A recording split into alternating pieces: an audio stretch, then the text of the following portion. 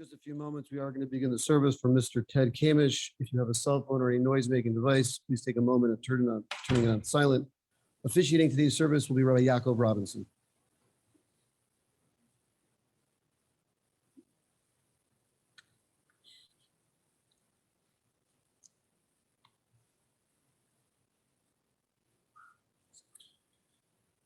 Mizmor LeDavid Adonai Roi Lo Echsar Yinosdeshi Yarbitzeni Amei Menuchos Yinahaleni Nafshi Yeshoiv Yanchem B'Maglei Tzedek L'man Shemoy Gam Ki Elech B'Geit Salmoves Lo Irera Ki Ata Imadi Shiftecho Mishantecha Hem Yinachamuni Haroich Lefonai Shulchan Neged Soiroi Dishanta B'Shem Roishi Kaisi Revaya Achtoi V'Chese Yedefuni Kol Yimei Chayai V'Shaft V'Beis Adonai Le'orech Yamim.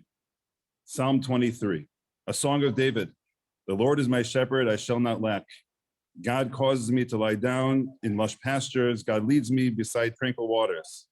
God restores my soul and guides me in righteous paths for God's name's sake. Though I walk through the valley of the shadow of death, I will not fear evil, for you are with me. Your scepter and staff, they comfort me. You prepare a table before me in full view of my adversaries. You have anointed my head with oil, my cup overflows. May only goodness and kindness pursue me all the days of my life, and I shall dwell in the house of the Lord for the length of days. We gather this morning to mourn the passing of Ted Kamish of blessed memory, Tuvia ben Nassan alav shalom, father of David, Miriam, Julia and Elisa, and father-in-law to Rivka, and to David and to Jeremy.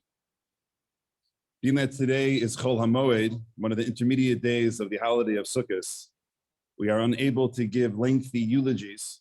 And we'll hear a bit more from Miriam and from Julia and from David.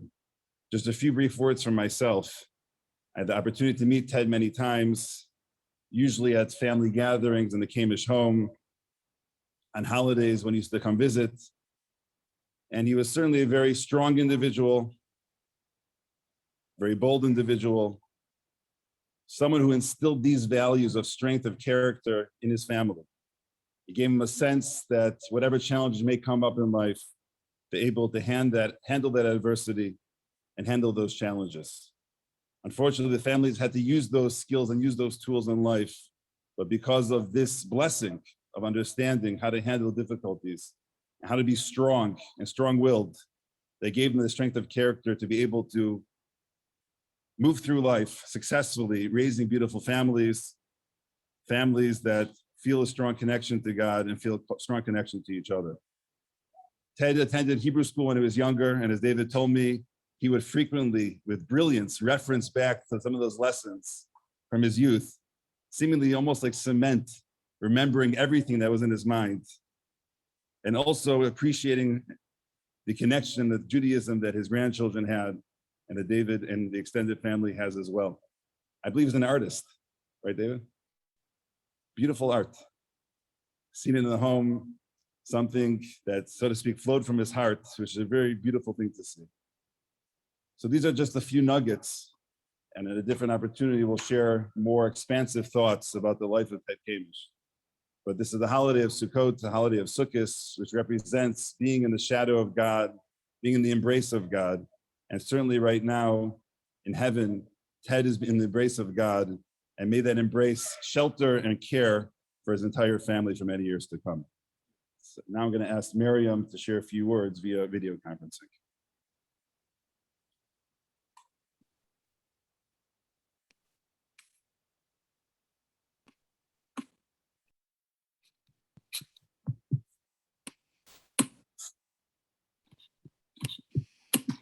Oh, for the pipe. Done Dirk. That's the first line of a poem that Papa learned when he was little, and he never forgot it. You can see why. In the romantic sense, there was always something a bit piratical about Papa, anarchic, dashing, fearless. He put his own plans into action from an early age. When Papa was only 6 years old, he was already taking the streetcar downtown by himself to attend drawing classes at the Art Institute. What makes intelligence? What makes talent? A creative engagement with the world, a capacity for leaps of thought, the ability to learn from every experience. Papa had all that and more. Extraordinary penetration, analytical faculties, an incredibly retentive memory. The other day, he was explaining how rose scent is captured in fats in a complex industrial process. We all come across information like that and promptly forget it. Papa stored it away because he found it interesting, but also because he might one day find a use for it. Grandma Zena encouraged Papa as a child to care about knowledge and beauty, but he wasn't coming into a soft life. In their Jewish ghetto on the west side, Papa slept in the same room as his parents because the whole family lived together. Grandpa Nathan's parents and 3 brothers, their wives and their children, all together in one apartment. When they moved to the building on Harding Avenue, each family had an apartment of their own, but the doors stayed open and the stairs and porches became playrooms. On the north side, Papa started going to the Chicago Historical Society and the Chicago Academy of Sciences, and he wandered, learning the wider city. He got his first job at the age of 10 in the library at the Max Strauss Center on Lawndale, dusting the books. He was only paid $1/4 a week, but he liked the job. He was attracted to the books. Even as a young child, he read all the time, books from the library and secondhand books he picked up. He got into the Admiral Theater on Saturday mornings for free because he had cousins working there. And he had Hebrew lessons every day after school. At night, they listened to serials on the radio and Edward Murrow broadcasting on the war from London. But he wasn't an indoors child. He spent whole days on what he and his friends called the prairie, a wild, overgrown area across Wilson Avenue where we would find grass snakes and all sorts of small creatures. He loved animals. As an adult, he rescued them from butcher shops, bought them from pet shops and people getting rid of them. Finches, parakeets, guppies, goldfish, ducks, rabbits, dogs, cats, hamsters, turtles, chameleons. He would bring home injured birds and nurse them back to health with an eyedropper. These days, he and Bonnie had been cultivating a relationship with the blue jays, cardinals, and chipmunks that dropped by every day. Even after his kidney operation in July, he was on his knees in the garden fixing the pumps on the fish pond. One hot day recently, the large koi began to die of the heat. Papa was at the store, so Bonnie rang him. He rushed home. He and Bonnie filled the indoor tanks, netted every fish, and got them safely inside. That was just 2 weeks ago. When Papa was in the 6th grade at Hogan Elementary, he and his pals formed a club, a little gang called the Rockets. To celebrate their high school graduation, Papa painted a cartoon on the sidewalk outside Roosevelt, a rocket going off and hitting someone in the backside, and he signed all their names. He didn't get in trouble. Probably the principal was secretly tickled. Papa was charismatic, and along with the magnetism of his personality, he had that rarest of gifts, a beautiful, sonorous, flexible speaking voice. He was charming. As soon as he started speaking, he had people's attention. When he was at Roosevelt University, he flexed those muscles. He got involved in the theater. He emceed music reviews and sketch shows. He played the lead in Ibsen's The Master Builder and 2 other plays, one in Yiddish. And then he'd had enough of being the center of attention. He found it more fun being a spectator at music clubs like the Gate of Horn or for comedy at Second City. Going around the auction rooms and garage sales with him just pre-pandemic, I'd see how his bearing and his shock of gleaming white hair drew people. Other dealers would come up to him being friendly. Complete strangers would sometimes accost him at a garage sale. People wanted to know him. Maybe that's why he pulled up the drawbridge very young and made it so difficult for anyone outside his immediate family to get close. A lot of people found his reserve frustrating. I often felt bad for them, especially those who might have had a right to expect more. Papa loved growing things, tomatoes, gooseberries, herbs, poppies, all sorts of flowers. At one point, he thought of buying a small farm, mainly because Grandpa Nathan missed going to the place his brother had had in Lake Geneva. Papa was a creature of impulse, but he had a tremendously strong sense of responsibility. He worked hard and he started early. He was driving at 14, making all the deliveries before school and after school for the bakery supply business Grandpa Nathan had started in the basement. Soon, Papa came up with ways to mechanize production. He had a genius for machinery, fixing it, cobbling together different machines to do different things. Fabrication, too. But he needed to learn food chemistry. The head of the lab at Wilson's Bakery gave Papa a summer apprenticeship when he was in his mid-teens. When Papa showed a flair for chemical problem solving, they set him to troubleshoot issues customers were having with mixes. It was great training. Later, he did food chemistry courses at IIT. But what always marked Papa out was his ability to learn and master skills by himself. He could fix any mechanism, from a camera to an engine, a heating system, anything at all, if necessary, with whatever lay to hand. He taught himself to restore paintings and furniture and to repair antique clocks and watches with the utmost skill and sensitivity.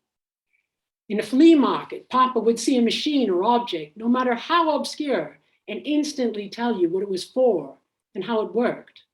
On a tour of the Kellogg's plant, Papa gave industrial espionage as his profession. He was only half joking. He was there to look. Intermittently, in bursts, he drew and painted, but he was always going to galleries and museums.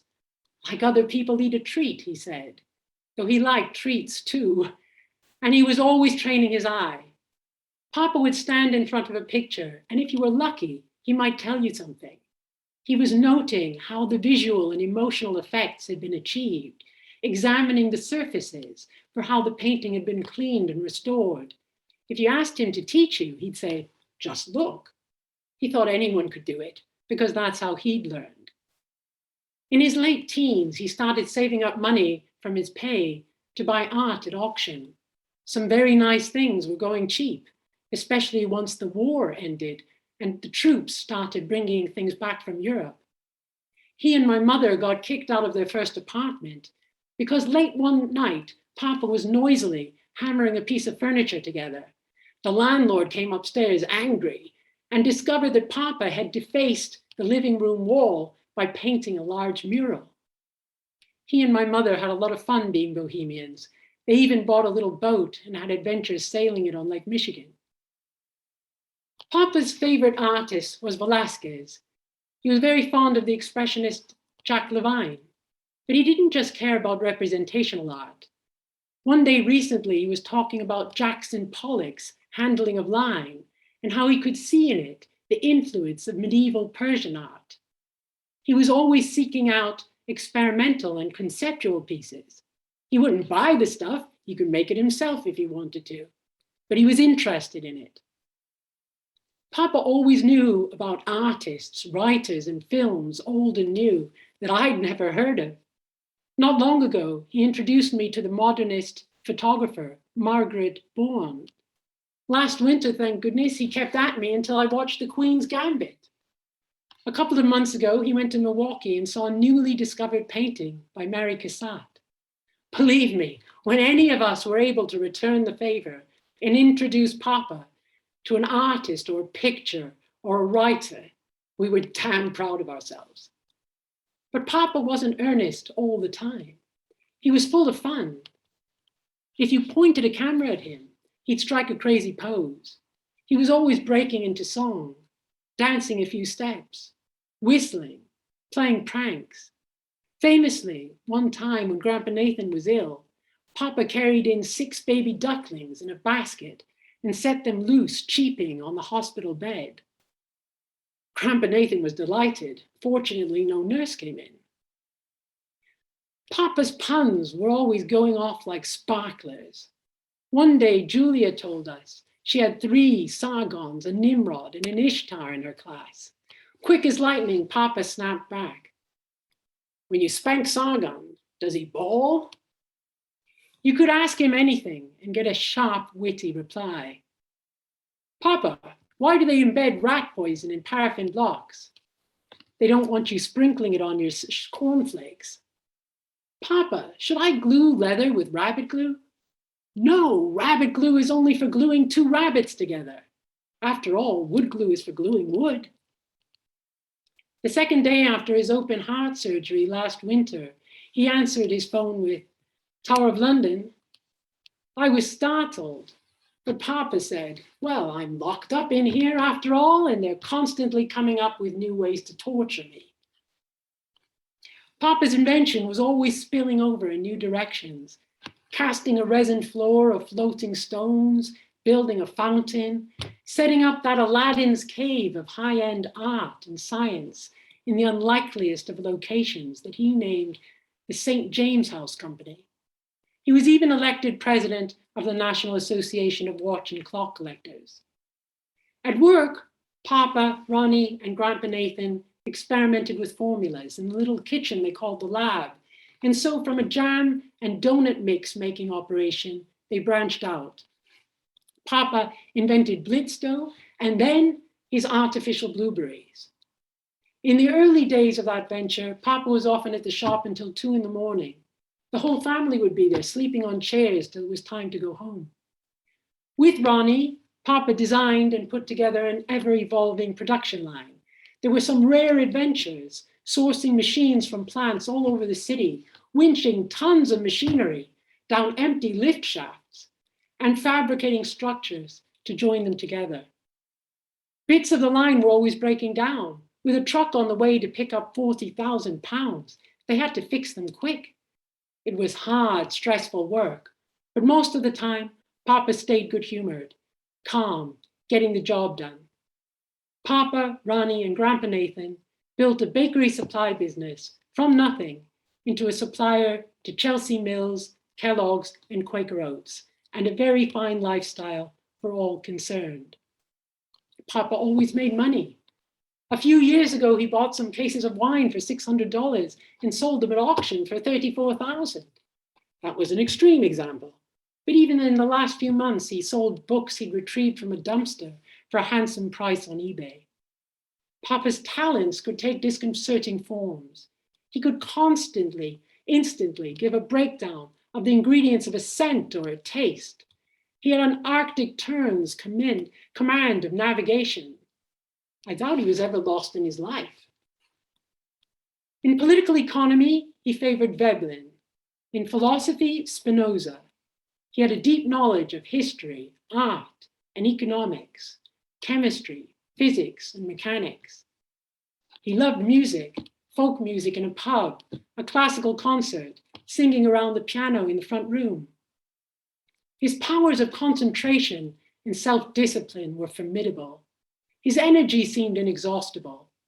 10 hours pounding the streets of London or New York or inside the Prado was nothing to him. Until very recently, he could walk me off my feet. Papa used to throw a 100-pound bag of flour over his shoulder at the shop and run up the ladder with it. He could lift any weight, and he was as brave as hell, physically and morally, never at a loss. His resilience was grounded in an unshakable optimism, hedonism, and naturally high levels of happiness. The operations he had in the last 10 months cut his strength, and that was tough. He'd never been ill. I still feel like I could take on a pride of lions, he said, but the pacemaker has other ideas. You could never grow arrogant with Papa around. He was always cleverer, stronger, more capable, more innovative. And thanks to his incredibly capacious memory, in any debate, he generally turned out to be right. It was very hard to score a point off Papa. We children have only a sampling of his qualities between us. Elisa has her business sense from Papa. David, his roguish sense of humor. Julia, her ability to fix the plumbing and electricity. And I, my propensity to accumulate objects and be wildly untidy. Until the last moment, Papa was out and about, doing what he wanted to do, ravaged by illness, but unbowed. The weekend before this happened, he was at the Ravenswood neighborhood sale, not at 10 a.m., the official opening, but at 8:15, when, as he put it, the cognoscenti arrived to get the good stuff. In a real sense, Papa never got old.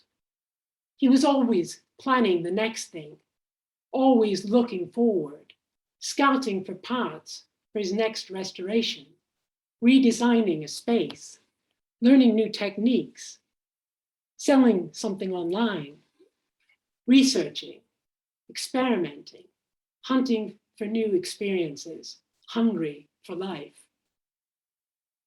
If he had chosen an epitaph for himself, it would have been the famous quote from Scaramouche. He was born with the gift of laughter and a sense that the world was mad, and that was all his patrimony. But I will leave you with Shakespeare's words of grief for the dead Brutus. His life was gentle, and the elements so mixed in him that nature might stand up and say to all the world, this was a man.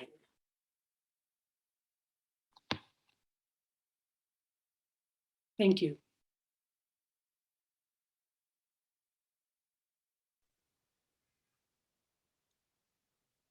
That's a really hard act to follow. I will say that my sister stole my story because I think we all have that same story about the ducks, which was one of the funniest things that happened in our childhood. Growing up, we never knew that you could hire someone to fix things around the house. Papa just fixed everything, a broken furnace or boiler as he called it, remodel a bathroom, build a concrete reinforced above ground pool and fountain or a porch made out of discarded storm windows. That was him, the most creative, resourceful, and resilient person I've ever known. He knew stuff about everything. He could quote Shakespeare and remember the lyrics of every Midnight Special song. He could explain the chemistry of baking or how an astrolabe worked. When we wanted to know how to do something, we would always just ask Papa. He was our Google and our Wikipedia. Everyone knew, I'm just going to tell the story anyway. Everyone knew Papa knew he had an unusual sense of humor. One of the classic family stories was when Grandpa Nathan had a heart attack and was in the hospital. We had spent the morning at the 7 Mile Fair and we're going to visit him. Instead of bringing flowers or chocolates, Papa brought a basket of ducks at the fair. And as we went up the elevator, the ducklings were chirping and he chirped louder to drown them out. We got up to Grandpa Nathan's room and he emptied the tiny ducklings on the bed, much to the horror of the nursing staff. Papa had an enormous impact on all of our lives. He taught me to love folk music, and we shared a love of lyrics and poetry. He was a multifaceted, complex person, but most of all, he had the spirit of an artist and saw beauty in the world. He was unfailingly optimistic and endlessly curious. I can't actually imagine life without him.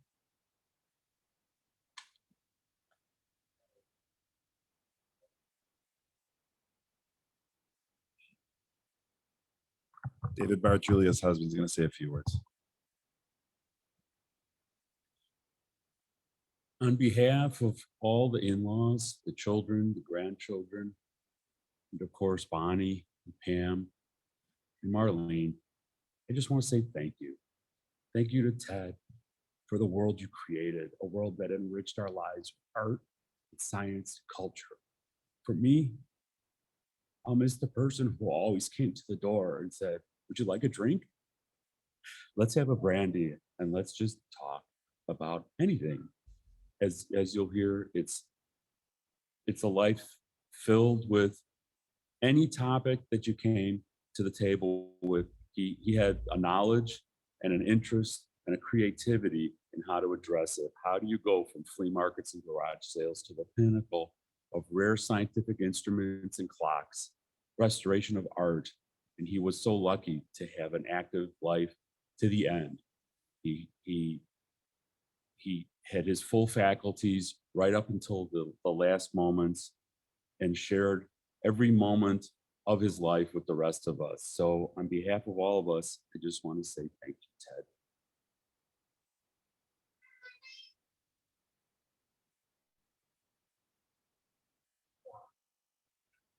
I'm certainly glad I got to follow you two. Well, I could come up here and use my roguish sense of humor, as someone put it, but I'm going to try to keep this short. I'd like to say thank you to Rifki, Rabbi Robinson, Schechter, all my esteemed friends here today, my kids, Kayla, Ari, Kobe, Joey, Moishi, and Hyla. You've been so supportive during this tough time and really giving me the strength that I needed. I wish that, and I think I see Rabbi Turkletop too, who was a close friend of my father's. Apologize for not being able to get this all taken care of, on Monday before Yontif, but here we are now. And it's really challenging to summarize everything and give tribute to the 87 years of my father's life in just a few minutes, but I'm going to try to describe to you my feelings. His last letter to me, as I opened it up fairly recently, it said, "Bye bye, Ted." And that was just my father. He always did have a sense of humor. And even as I was the last person to see him on Sunday, and I took him to the doctor, I forgot to tell this to many of you. He maybe slammed on my brakes. He said, "There's a garage sale." And we actually went to our last garage sale together, which is a little strange, but the sign of a great father, as my friend Ari Zoller pointed out after my father's passing, was what my father truly instilled in us is the strength to believe that we are strong enough to get through anything. And in the last few years, I undoubtedly needed that strength. He never looked for attention, but undoubtedly he demanded respect.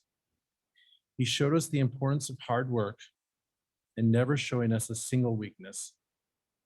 He went to work with high fevers, like really high fevers, or significant injury. He was indestructible. I never saw him cry in my entire life. He was a stronger person than I.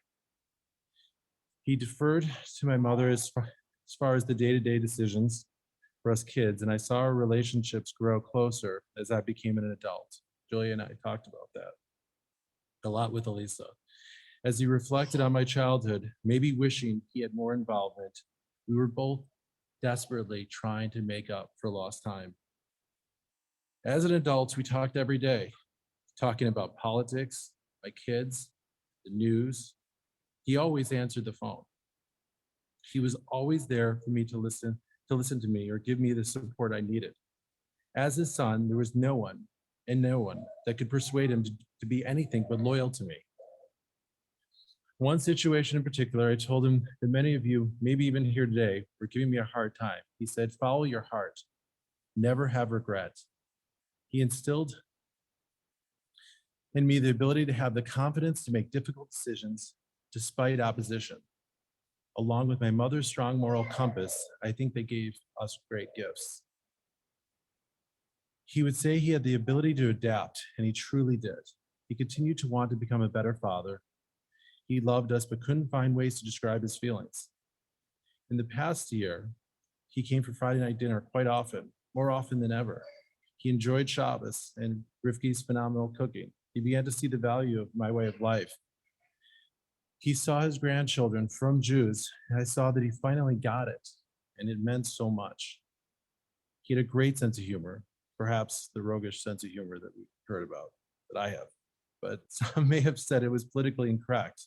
But the world was changing, and he was trying to keep up. He was careful to share his special humor with only me, I suspect, as my sisters may have found him not as amusing as I. I will miss his signature laugh, and it feels like a gaping hole now in my life.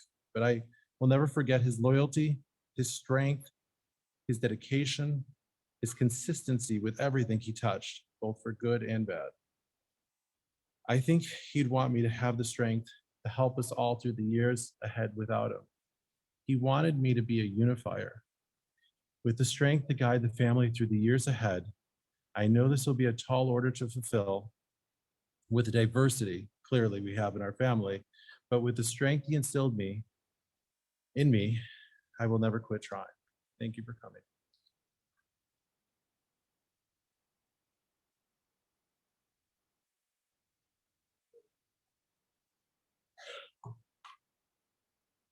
Thank you, Miriam, Julia, David, and David for your beautiful words today. I'm eternally grateful having known Ted, blessed memory. I feel very enriched to have heard what I heard today about the very meaningful and very impactful life that he had. May his memory be a blessing, and his memory will live strong through his descendants, his extended family, and all his close friends. As I mentioned before, today are the intermediate days of the holiday of Sukkot, so we will not end with the traditional memorial prayer of Kel Mole. Instead, I will end with Psalm 16. Michtam leDavid, Shamreni El ki chasisi bach, Amart laDonai, Adonai ata, Toivasi balalacha. V'kedoshim asher ba'aretz hema, va'adire kol cheftivam. Yirbu atzvaisam acher maharo, bal asich nischeihem idam, ubal esa eshmoisam al svasai. Adonai manas chelki v'kaisi ata taimid garali, chavalim naflu li baniimim af nachalas shafra alai. Avarech es Adonai asher yatzani, af leilos yisruni kil yosai, shivisi Adonai lenegdi samid ki mimini bal emait. Lachein samach libi b'yagel kvoidi af b'sara yishkam avetach, ki lo sa'azoiv nafshi l'sh'ol lo sitein chasidcha liro shachas. Todi'eni orachayim soiva smachas espanecha ni'imais b'mincha netzach.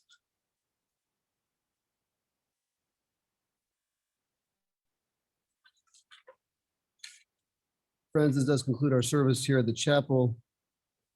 Interment will take immediately at the family's plot at West Lawn Cemetery in Norwich.